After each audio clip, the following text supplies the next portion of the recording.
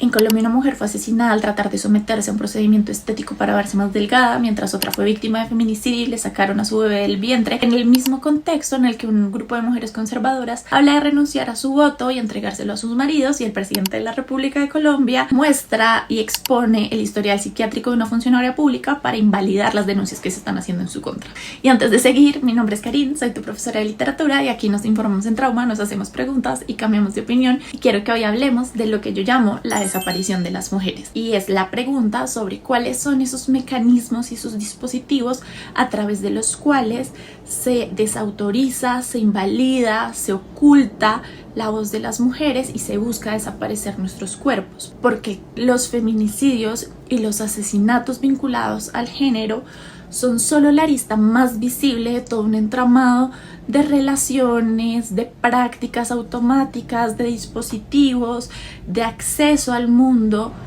mucho más amplio. Y me parece muy problemático que la forma en la que el discurso feminista se ha visibilizado y se ha viralizado en los últimos años está centrado sobre todo en una cosa que yo llamo la asepsia relacional, y que se cimienta en la cultura de la cancelación, en una discursividad anti-hombres y en una falsa necesidad, un falso mandato de sororidad que conjuga todo un ambiente en el que las mujeres lo que hacemos es sentir culpa en vez de mirar de manera profunda y de manera lúcida las formas en que se articulan las diferentes maneras en que se nos silencia y se nos violenta, y que hacen posible que los niños se vuelvan abusadores, que las niñas sean abusadas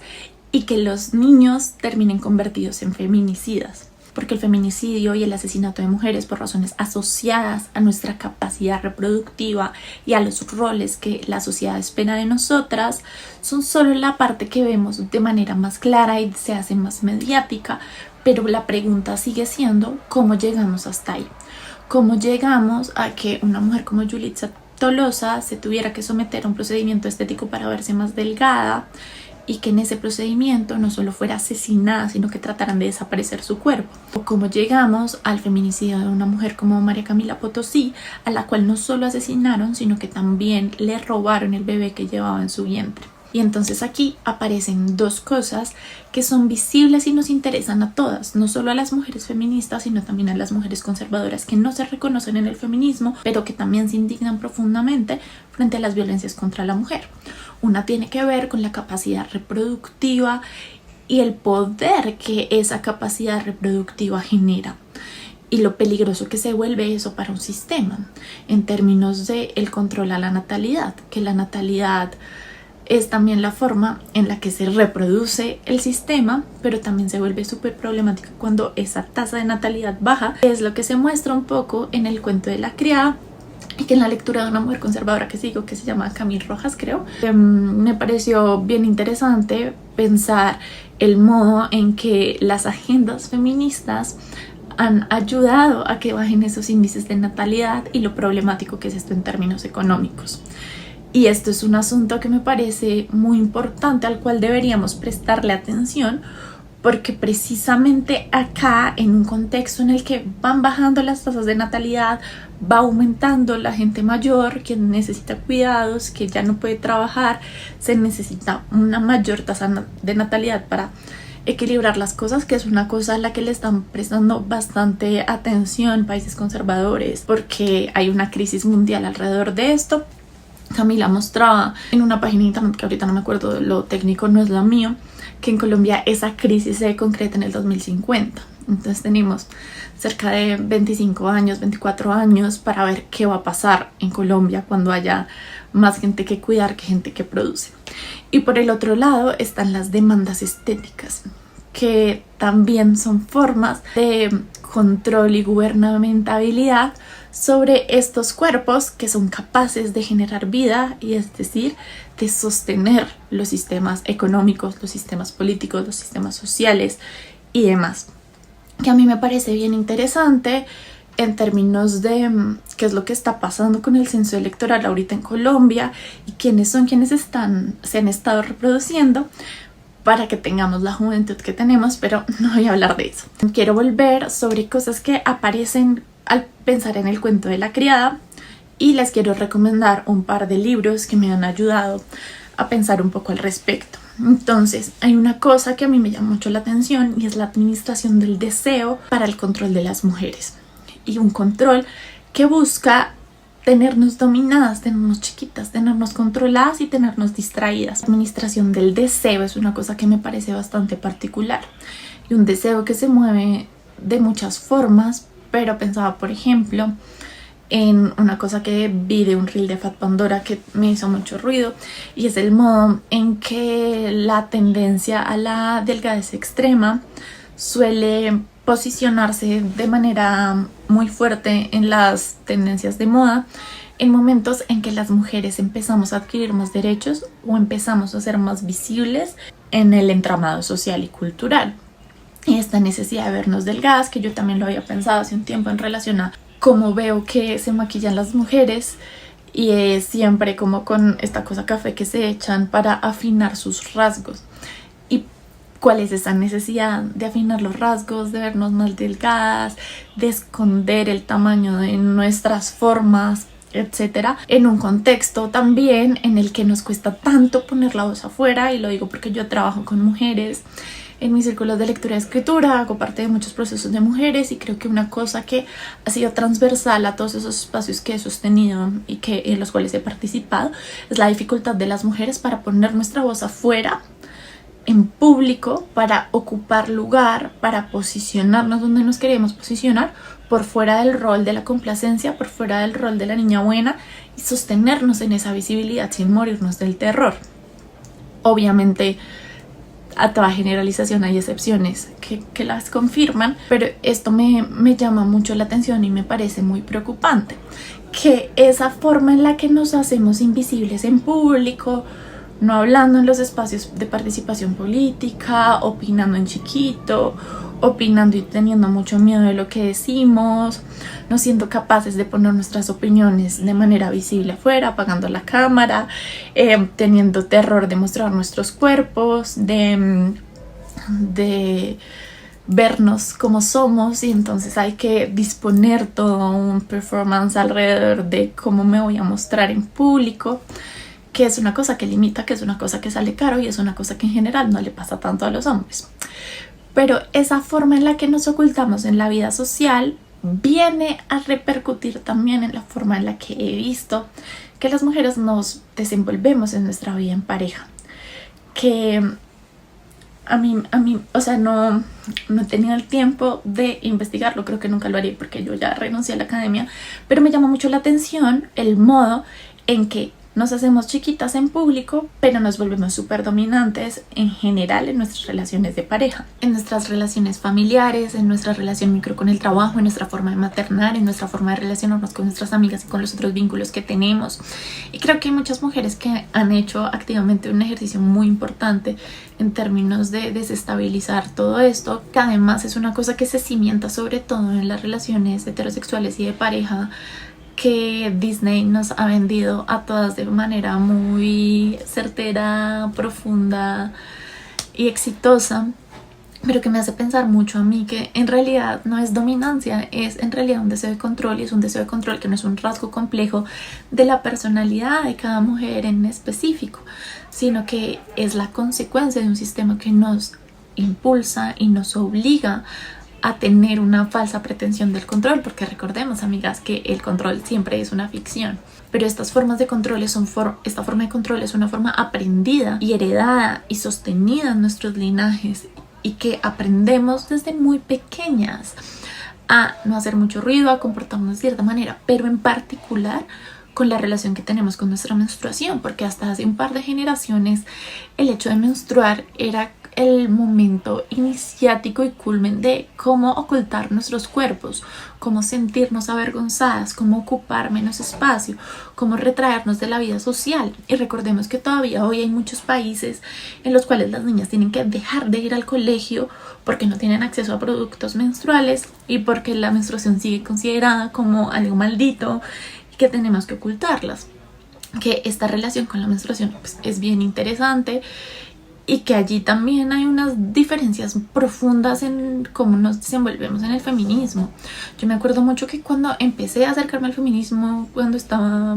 chiquita, joven, de 10, 15 años, para mí la cuestión era como, no, es que no pasa nada, o sea, esto que me estás diciendo de que yo cambié mi personalidad porque estoy menstruando es una machirulada, porque en realidad nada está pasando. Pero cuando yo me acerqué a entender los procesos, como no va a estar cambiando nada si tengo todas las hormonas para el piso. Pero bueno, me pierdo, vuelvo al asunto de la vergüenza y del control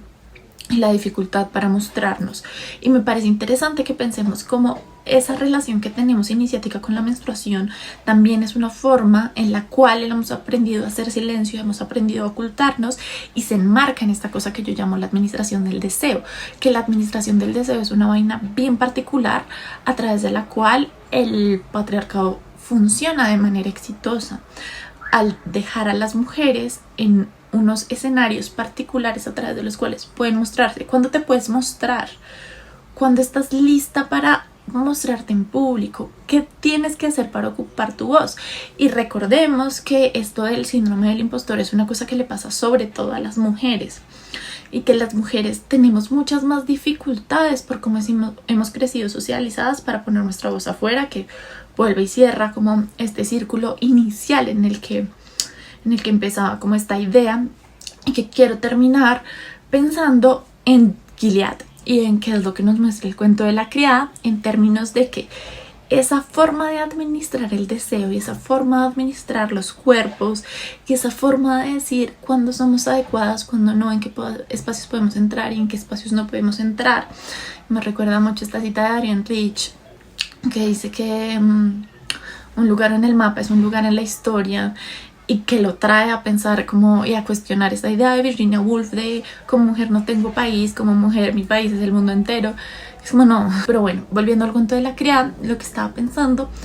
es en la forma en la que se construye el sistema de personajes. Y el sistema de personajes en el cuento de la criada se construye por roles. Entonces tenemos a los comandantes, que son esta élite de hombres que gobierna este mundo distópico. Tenemos otros hombres de menor rango que están ahí sirviendo y sosteniendo todo este régimen, que son los ojos, y hombres así como Nick, que están ahí como rondando la escena, los médicos y demás, los extra. Tenemos a las Martas, que son quienes se encargan de todo el trabajo de cuidados, de sostener la casa, de cocinar, de cuidar a los niños, etc. Tenemos a las tías, que son estas mujeres que son súper interesantes porque tienen más poder que los ojos, pero igual siguen siendo mujeres, y lo que hacen es controlar y hacerse cargo de las criadas, que no solo son los vientres, sino que son la lavada de cara ceremonial y religiosa, el sacrificio. Y vuelvo y pienso en Agamenón y en Ifigenia, y es, claro, ellas van a hacer el sacrificio que se va a poner para que se recupere el margen poblacional y puedan cumplir el sueño de la familia. Entonces son la sirvienta que va a dar el hijo, el cuerpo que es entregado a Dios para que se cumpla el deseo de la maternidad. Y están estas mujeres que son prostituidas, son esclavas sexuales en este burdel que no me acuerdo cómo se llama. Mi memoria no sirve, por si acaban de llegar a escucharme por primera vez. Mi memoria es un asco. Y están las hijas, que es el futuro, la promesa de las nuevas esposas, que igual son niñas abusadas como para completar el esquema de violencias. Y están, me faltan unas, ¿no? Las esposas. Están las esposas, que son las mujeres que se respetan, pero que en realidad también son personajes secundarios dentro de la distribución del hogar. Son mujeres que lograron estar con sus comandantes, no son abusadas. De hecho, lo que muestra la serie es que ni siquiera son tocadas, y ahí hay una anulación total de lo que puedan desear y lo que puedan querer y lo que puedan movilizar a través de sus cuerpos por el hecho de no tener la capacidad de tener hijos. Y este asunto de los roles a mí me parece que es central en la forma en la cual pensamos cómo funciona el patriarcado. No lo digo yo, lo han dicho las feministas negras por cientos de años, Y Andrea Sañudo, Brown Sugar, Oshun dejó un post hace unos días también hablando de estos roles y que evidentemente no es lo mismo las tradwives a las mujeres que ejercen prostitución. No me voy a meter en esa pelea, no tengo ganas, muchas gracias. Pero entonces me parece muy importante que pensemos como esa administración del deseo, que en realidad es una administración y una gubernamentabilidad sobre los cuerpos de las mujeres, termina llevándonos a que cada mujer ocupe su lugar y que lo ocupe de la manera en la que lo tiene que ocupar. Que ahí también el cuento de la criada me parece bien interesante porque es un mundo gobernado por hombres, pero en el cual la mayoría son mujeres. ¿Sí? Piensen como en el desarrollo de la serie, que justamente las mujeres se dan cuenta de eso, ¿no? Y en esta idea del ejército de mujeres que me lleva a esta idea de las tradwives y la traición a la agenda feminista, la cooptación de la agenda feminista por parte de ese mismo sistema que está ahí sosteniendo y reproduciendo las formas de dominación. Entonces tenemos a estas mujeres conservadoras que dicen que están dispuestas a renunciar a su voto y que sea solo un voto familiar, que prende todas las alarmas y que se viraliza, y lo que hace es generar una línea así divisoria entre conservadurismo y feminismo, como si las mujeres conservadoras estuvieran todas a favor de renunciar al voto, lo cual es falso. Y de nuevo me recuerda esta frase de Virginia Woolf de como mujer no tengo país, como mujer mi país es el mundo entero, que no hay nada más falso. Es decir, sí, claro, hay unas mujeres conservadoras en Estados Unidos diciendo que quieren renunciar a su voto, pero las mujeres conservadoras en Colombia no quieren eso. Las mujeres conservadoras en Colombia quieren liderar y quieren ocupar espacio, y de hecho en ese ocupar espacio se han venido acercando a discursividades feministas, aunque les choque y digan que el feminismo es de izquierda. Pensemos en María Fernanda Cabal, que durante mucho tiempo en su trayectoria política lo que ha hecho es burlarse de las feministas, acusarlas. De hecho hoy está diciendo dónde están las feministas cuando están atacando a Angie Rodríguez, pero que se ha dado cuenta a través de su ejercicio político que en realidad hay formas en que las mujeres somos excluidas y silenciadas. Ejemplo de ello, pues toda la reflexión que ha compartido alrededor de no haber sido escuchada, y que sí se haya escuchado a otros hombres que estaban proponiendo cosas muy similares en términos de la contienda electoral que acabamos de sufrir. Pero entonces, pensando en las tradwives, en las traidoras, en las mujeres traidoras, me parece muy interesante, y en la cooptación del feminismo y de este discurso de claro, todas las mujeres podemos elegir, entonces elegimos darle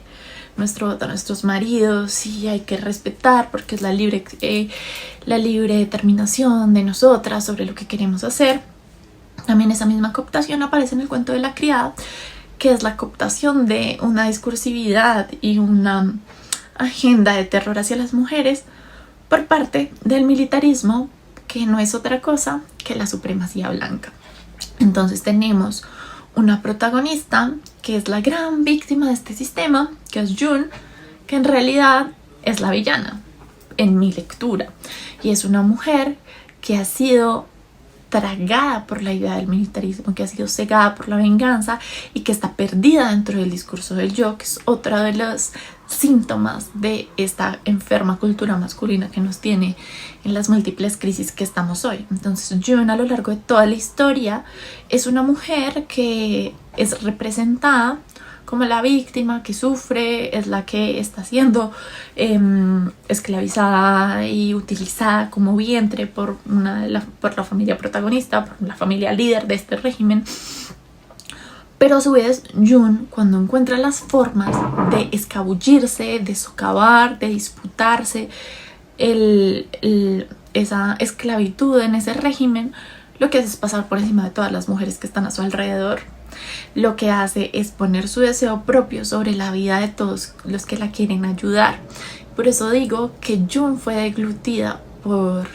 el horizonte masculino, porque June nos lleva a un desenlace que no es otra cosa que el mismo desenlace de siempre, y es que los Estados Unidos vendrán a salvar a Estados Unidos de Estados Unidos y por ende a las mujeres del mundo. Y en este secuestro de El cuento de la criada, sobre el cual habría muchísimo que decir, sería interesante ir a analizar personaje por personaje porque creo que me fascina un poco, porque es abominable, o sea, siento que es una pésima serie, es absolutamente inverosímil y como que me llama también la atención de por qué una obra tan mala ha generado tanto revuelo y nos ha generado tanta fascinación. Yo llevo una semana y media hablando compulsivamente de esto y pensar como todos los síntomas que están ahí de una discursividad feminista que se va pudriendo desde adentro y que va alineándose cada vez más con la cultura masculina. Y pienso en esta cultura de la cancelación, en la asepsia relacional, en el discurso antihombres, que termina aliándose con una necropolítica, con una desaparición del otro, con un discurso militarista, que es precisamente las cosas sobre las cuales se para el feminismo para contradecirlo y para hacerlo históricamente. Y creo que cuando el feminismo dejó de estar como del lado del cuerpo, del lado del corazón, y se empezó a volver como una cosa académica y una cosa de la arenga, pues empezamos a estar en muchos aprietos. Pero a lo que quería ir es que me parece importante que pensemos en qué en realidad es la disputa feminista y por qué Juno Osborne no puede ser una representante o un ícono de las luchas feministas. Y es: el feminismo no busca la libertad de una mujer, el feminismo no busca satisfacer o liberar a una mujer de un régimen. El feminismo busca reestructurar y reorganizar la vida de un desorden que nos tiene en una crisis climática terrible, que tiene a hombres jugando a desaparecer pueblos, oprimiendo botones, jugando a la guerra con vidas ajenas, asesinando y masacrando niños, que tiene los océanos muriendo literalmente y cientos de cosas. O sea, no me caben en la boca todos los horrores. Y el feminismo aparece como una lógica distinta de pensarnos esas relacionalidades, esa forma de constituirnos y encontrarnos en comunidad y de organizarnos en común para socavar todos esos regímenes autoritarios, todas esas formas de violencia, toda esa necropolítica de organización de la vida colectiva. Y pues todo esto medio lo organicé en un texto que les escribí en Substack, en el cual les hablaba de 3 novelas que me leí este año, que pude volver a leer a pesar de lo difíciles que están siendo los días y mi constante crisis en salud mental, que son una Isabel Allende que se llama El viento lleva mi nombre, sí, siempre me confundo, que me parece súper interesante en términos de cómo a las mujeres se nos niega la oportunidad de decir que no. Y eso impacta las formas en que ocupamos el mundo, y cómo la guerra, y cómo la violencia, y cómo los regímenes militaristas tienen efectos específicos y particulares en los cuerpos de las mujeres. No les voy a decir más porque no les quiero spoiler. Otra es Guía del Club de Lectura para cazar vampiros, para matar vampiros. Me parece súper interesante el modo en que se retrata ahí precisamente la obediencia y la administración del deseo, y lo difícil que es cuidarnos en comunidad cuando ese deseo está ahí. Si quieren saber un poquito más, les escribo un poco más en detalle en Substack. Y el último es Contra un mundo sin amor, que es absolutamente fuerte y difícil, y es uno de mis nuevos libros muy amados, a pesar de cierto tinte, pues de que me parece complejo el asumir algunas cosas, pero también habla de la forma en que las mujeres y los cuerpos de las mujeres son los que empiezan a ser precarizados de manera más particular en medio de conflictos sociopolíticos. El Substack se llama Un jardín del otro lado. Yo creo que les voy a dejar el link acá en la información de este video, porque ya me cansé y estoy haciendo este video de pura supervivencia. Quiero grabarles uno sobre cada uno de estos libros, quiero grabarles uno sobre la Odisea, pero veremos si la vida me da tregua para hacerlo. Si llegan hasta aquí, las quiero mucho.